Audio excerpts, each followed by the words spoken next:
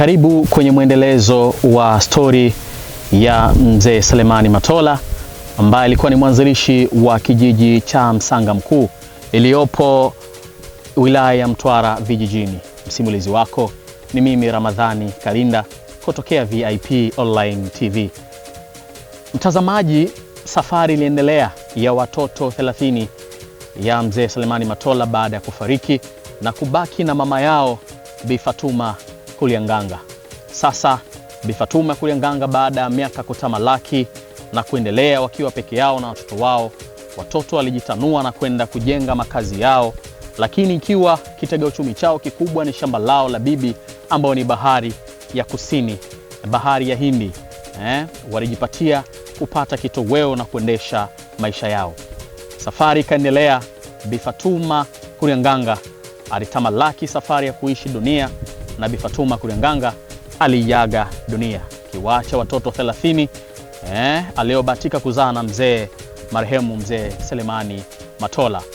Safari ya kukuza mji wa Msanga Mkuu vipi ilikuwa? Ikabidi wanandugu hawa wakae sasa na kuwaza kwamba vipi wataweza kukuza familia. Ikabidi mmoja katokea miongoni mwa ndugu hao na kusema, maana kulikuwa na mchanganyiko wa watoto wa kike na wa kiume, wakasema basi waweze kuoana, mmoja na mwingine wa kike waweze kuoana na kwenda kuanza maisha. Ikawa hivyo kama historia za manabii zamani. Nabii Adamu ilikuwa hivyo, na wao pia wakaoana na wakaenda kujaza kijiji cha Msanga Mkuu. Baada hapo mzee Selemani Matola hayupo, mzee Bi Fatuma Kulyanganga hayupo. Watoto hawa walitengeneza na kuijenga kijiji cha Msanga Mkuu. Hatimaye sasa vipi ilikwenda kubakia historia ya kuitwa jina la Msanga Mkuu. Kwa Kimakonde Msanga ni mchanga, na hatimaye kwa maana kwa Kiswahili itakuja kuwa ni Mchanga Mkuu. Lakini wahenga wanasema zaro miba mguu huota tende, lakini vijana hawa hawakudharau miba wa madhara yake, waliogopa mguu utaota tende, na baadaye waliwaza mji ule, kijiji kile, vipi watakipa jina. Mzee Selemani Matola, katika ukoo wake wa mzee Matola aliwahi kutokea ambaye ni babu yake ambaye alikuwa anaitwa mzee Msanga. Mzee huyu alikuwa ni mzee maarufu sana katika miaka 1900 kijiji cha pale wilayani Newala alikotokea Bi Fatuma Kulyanganga.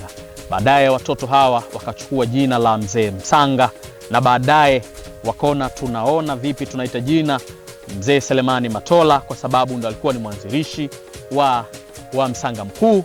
Basi wakaona bora wamuite Msanga Mkuu, wakachukua jina la babu yao wakalipa jina Mkuu, wakimaanisha kwa maana ya baba yao mzee Selemani Matola, na hapa ndipo lipatikana jina la Msanga Mkuu baada ya miaka 1980 katika kijiji cha Msanga Mkuu.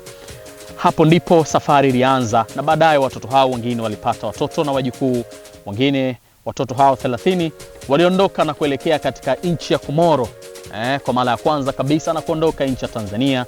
Wengine waliondoka walikwenda visiwa vya Mafia, wengine waliondoka na kuelekea visiwa vya Zanzibar na kwenda kuanza maisha yao. Hapo ilikuwa ni safari ya mwisho ya kuweza kutengeneza mji ama kijiji cha Msanga Mkuu cha mzee Selemani Matola, ambaye baadaye watoto wake walimtawadha jina la Msanga Mkuu. Ndio maana hivi hadi leo kinatambulika kijina cha kijiji cha Msanga Mkuu. Na hii ndio mwisho wa simulizi yetu ya kijiji cha Msanga Mkuu chini ya mzee Selemani Matola. Ulikuwa nami msimulizi wako Ramadhani Kalinda kutokea hapa VIP Online TV. Usisahau kushare na kucomment, lakini pia kusubscribe YouTube channel yetu ili kuendelea kupata notification zote na kuwa mwanafamilia. Bana, love you guys. Bye for now.